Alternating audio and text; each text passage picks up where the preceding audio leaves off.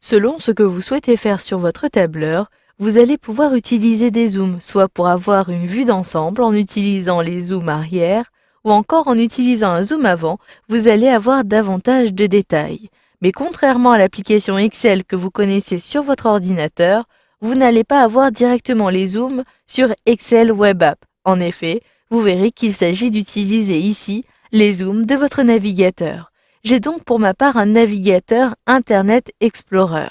Vous pourrez, depuis n'importe quel navigateur, retrouver les options de zoom depuis les options du navigateur. Je vais donc ici me rediriger vers les options qui sont situées en haut à droite de la fenêtre. Si je clique sur les outils, un menu contextuel apparaît et je retrouve ici le niveau de zoom.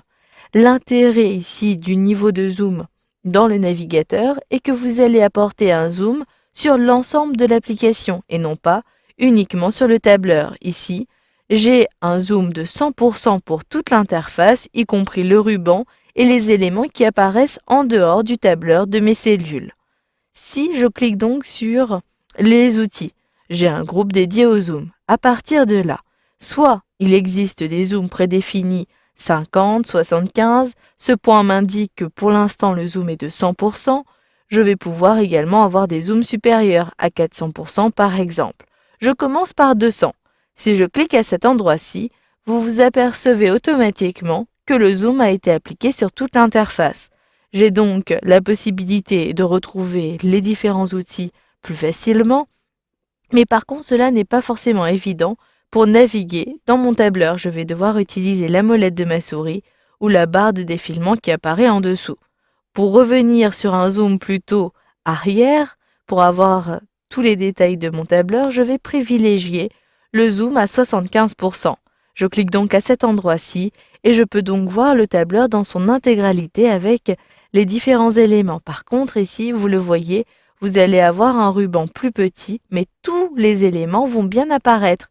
Je retrouve notamment la fonctionnalité recherchée qui n'apparaît pas forcément lorsque je réduis la taille de ma fenêtre sur mon ordinateur. Pour avoir davantage d'options, rendez-vous toujours, depuis ce menu, dans les zooms, et là, je vais pouvoir choisir soit un zoom en avant ou soit un zoom arrière. D'ailleurs, vous avez les raccourcis clavier juste à droite. CTRL- me permet d'avoir des zooms arrière et CTRL plus la touche plus me permettra d'avoir un zoom avant. C'est ce que je fais ici. Si je maintiens la touche CTRL de mon clavier enfoncé et que je sélectionne la touche plus de mon clavier, je vais ainsi pouvoir avoir un zoom avant. Il me suffit de cliquer à l'extérieur et de maintenir ces touches enfoncées.